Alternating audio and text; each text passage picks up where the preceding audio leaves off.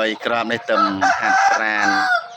ជាមួយគ្នាហើយមិញឲ្យស៊ីចំណីចូលលមៀតហើយឲ្យស៊ីចំណីព្រោះនេះសិតតែបាទសំដែងឆ្លងឆ្នាំបានតែគីឡូក៏ត្រឹសដែរតែនេះគីឡូ31 32អានោះ29 30ហើយចុងគេនោះ26រីស្ទើដៃជាងគេនេះសាច់ល្អហើយពីក្របមុខគេនេះបាទហើយសម្រាប់បងប្អូនស្រឡាញ់ចង់បានអាចតំណតំណងសួរតម្លៃបាទតម្លៃរៀង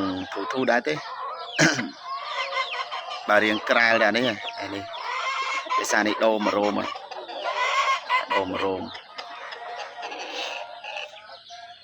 ហ្នឹងហើយសម្រាប់បងប្អូនមានចំណាប់អារម្មណ៍បាទលេខទូរស័ព្ទខ្ញុំ07 24 25 30 គុណ